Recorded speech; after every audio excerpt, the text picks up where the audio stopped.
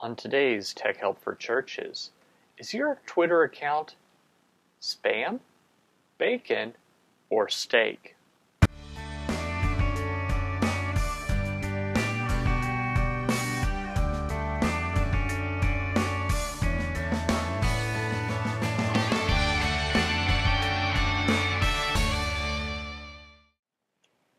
Hi everyone, and welcome again to Tech Help for Churches. This is the show that tells you all about using the internet, social media, the web, new media, etc.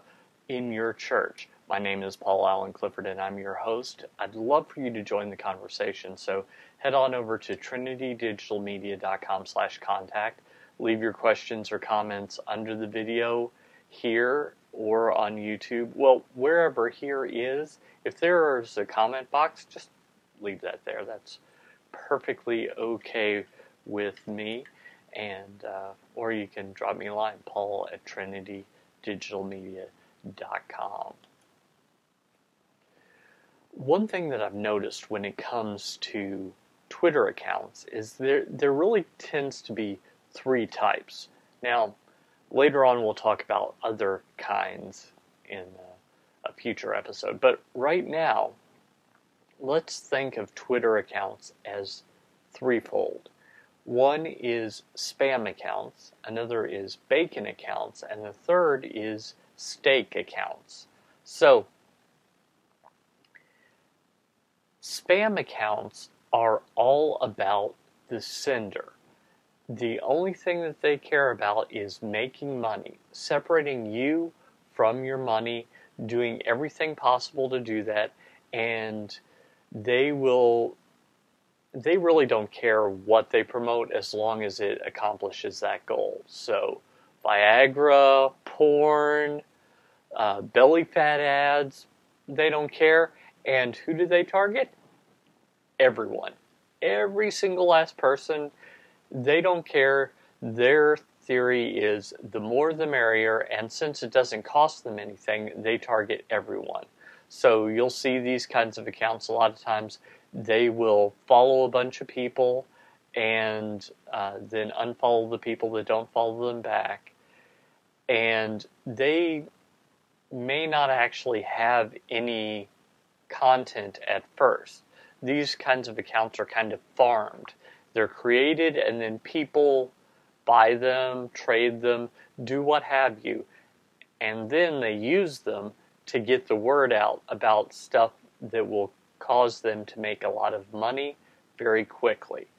And really, it's very annoying. It's basically the same thing as spam email, and it's really not what you want. Second type of account is what I call the bacon account. Now, a bacon account is usually run by a small business person. This person knows something about using social media, but they don't necessarily know how to target the people that they interact with. So, for example, in the book Tweeting Church that I wrote a couple of years ago, I give the example of Bob NV Real Estate. That's NV, the letters N and V for Nevada. So Bob Nevada Real Estate doesn't know how to attract the correct followers that would be interested in Nevada real estate. So he just goes for everybody. He cares about his business. He cares about the people that follow him. He's just not good at targeting. Also, he provides some useful content, but mostly it's what Gary Vaynerchuk would call right hook, right hook, right hook, jab. So he provides a lot of advertisement and a little useful content. So you can kind of cut this person some slack because they really don't know what they're doing, and they're trying to reach the most people that they can. They're just not doing it very well. I've seen this more than once. I've gotten, hey, join our fitness club. And I thought, oh, well, I hope that's somewhere near me, only to find out that it's 1,000 miles away. Not really helpful. You really need to be targeting local people. In a local business, like a fitness club, local people are who you want to target. I can't really join your fitness club from 1,000 miles away unless I'm often in that area, but that is so few people that it's really not worth targeting the 0.1% of people that frequently travel 1,000 miles and may on occasion need to visit a fitness club there. So you see how you really need to be careful with that. But if you're a business or if you're a church where you have a way to interact with people in a more local sense, even if they're farther away, then that's different. So let me give you an example.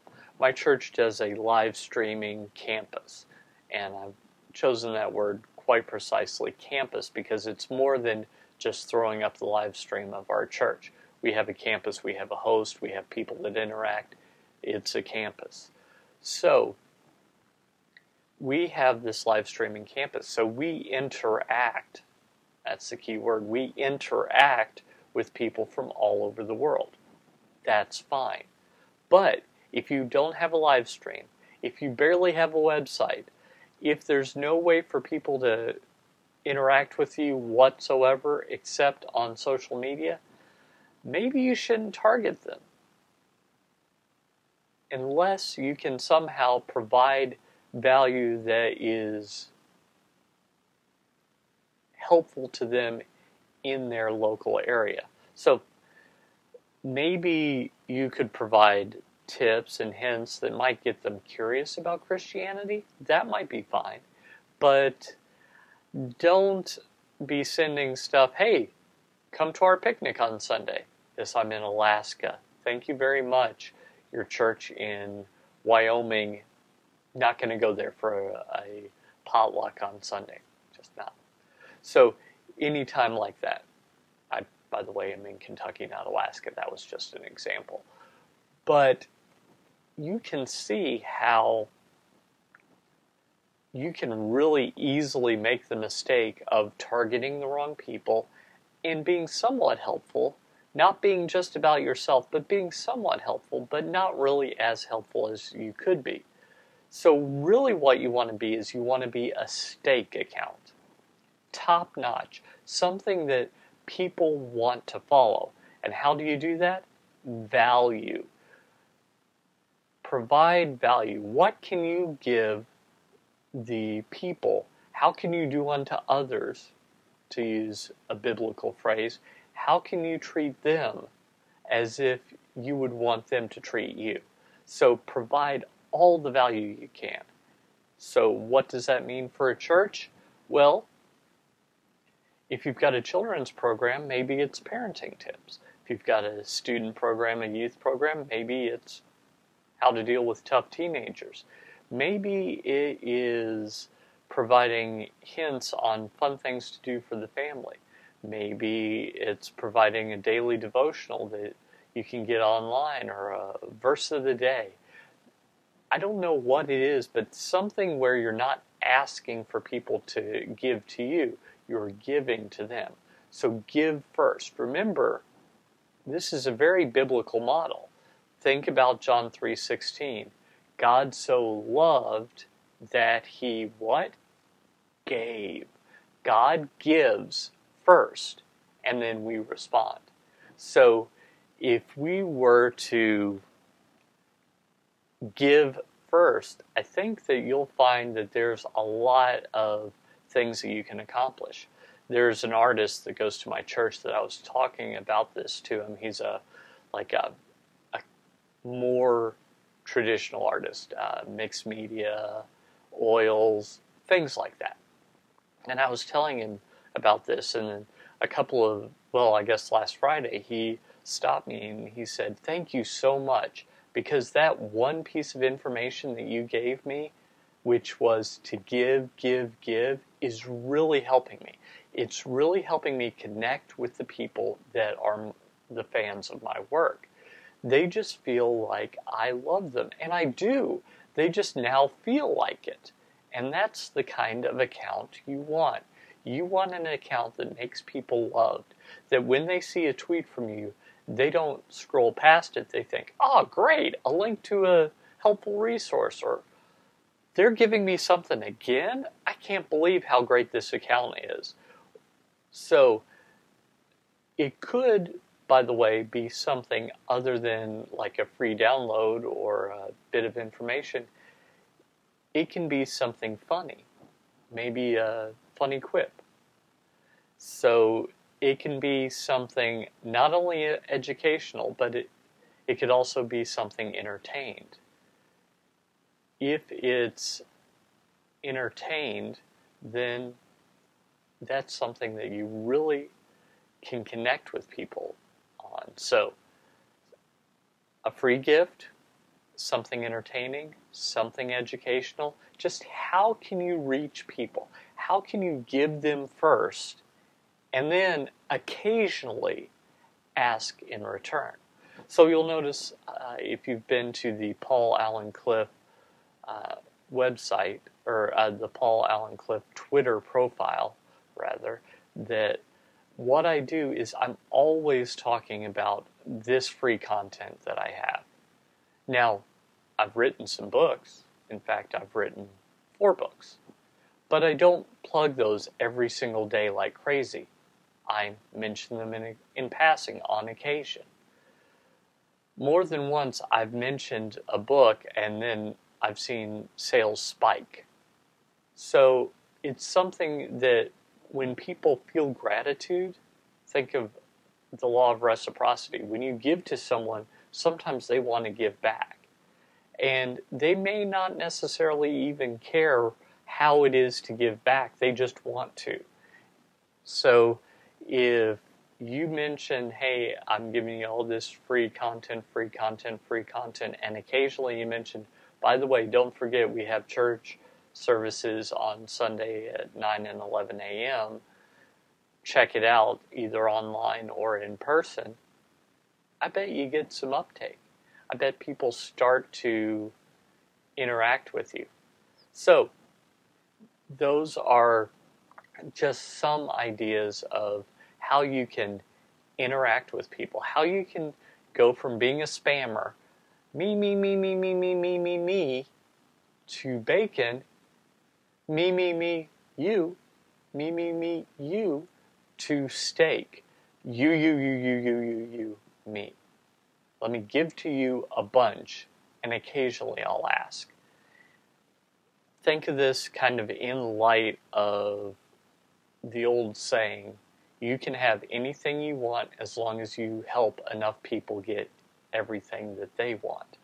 I think it's absolutely true. If you're helpful first, then people will respond to that. And that is how you take it all to the next level and how you can go out and change eternity.